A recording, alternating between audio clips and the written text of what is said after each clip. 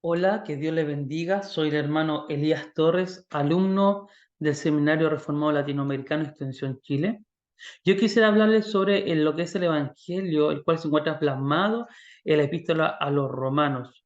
En cuanto al contexto del libro, rápidamente queremos decir que el autor es Pablo, el cual ocupa un amanuense, el cual se llama Tercio, y acreditando también lo que es la autoría, esto lo podemos ver en el capítulo 1, del verso 1, y también respaldándolo en cuanto a la autoría, evidencia interna sí lo acredita, pero también evidencia externa también así lo afirma, que es Pablo el autor de esta epístola. ¿Dónde se escribió esta carta? Es en lugar de Corinto, dentro del año 57 al año 58 después de Cristo. Ahora, con referente al contexto de la audiencia, esta carta es dirigida netamente a cristianos que están en el lugar de Roma y Pablo se presenta como apóstol de Jesucristo. El deseo de Pablo era poder visitar esta iglesia y uno de los propósitos de esa carta no es poder asentar doctrina, perdón, no es el propósito asentar disciplina a la iglesia, ya que una, Pablo no conocía la iglesia y dos, la iglesia no había sido fundada por el apóstol Pablo. Posterior a esto, Pablo y el deseo de él era que la iglesia lo conociera para que cuando él fuera a Roma, la iglesia lo pudiera encaminar para él seguir predicando el evangelio al lugar de España. Pablo presenta en esta carta y pone énfasis en la doctrina de la sola fe y la sola gracia, y a la vez también habla que la salvación era para judíos como también para gentiles, y que la vida cristiana es consecuente también con nuestra relación con los demás, con la iglesia, con nuestro entorno. Ahora, en el primer capítulo, del verso 1 al 15, muestra la promesa y venida de Cristo y ocupa dos palabras, Pablo, allanando el camino para donde él quiere ir, que es Evangelio y Dios.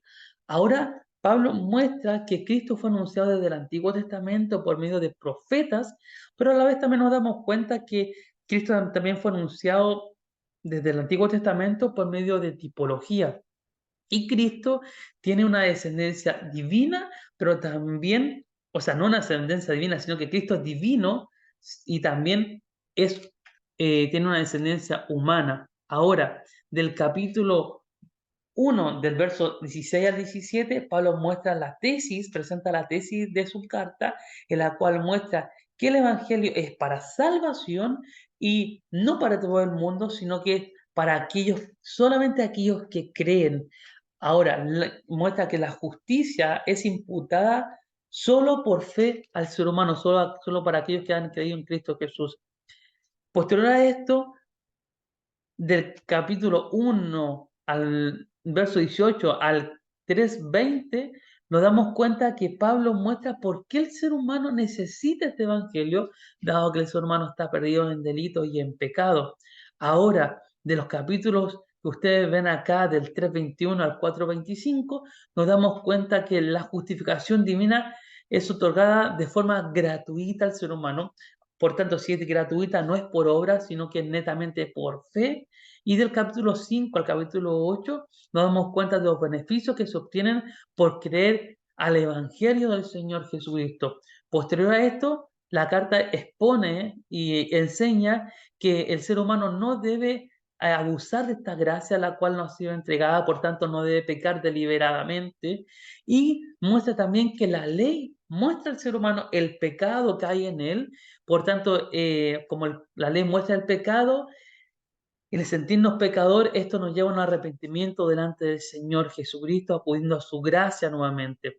Ahora, por medio del pueblo que Dios lleva esta estrategia divina, ya para llevar a cabo su plan redentor, es por medio del pueblo de Israel. Esto lo vemos en el capítulo 11, capítulo 9 al capítulo 11, y vemos que es Israel a quien Dios lo toma y lo forma para llevar a cabo este plan redentor. Y aunque Israel rechaza al Mesías, Dios no ha desechado a Israel, sino que tiene un plan especial con ellos.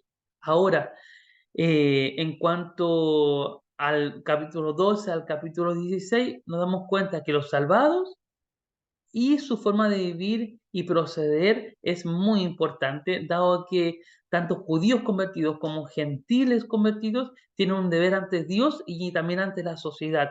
deben ante Dios porque dice y presenta la carta que el cristiano se debe presentar ante Dios como un sacrificio vivo, santo y agradable a Dios y debe ser un culto racional. Ahora, en cuanto a la sociedad, debemos tener un buen testimonio dentro de la iglesia y también dentro del entorno.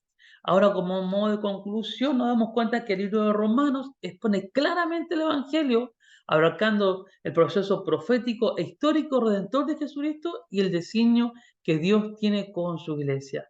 Que Dios les bendiga. Esta es mi biografía y pasa en el nombre de Jesucristo.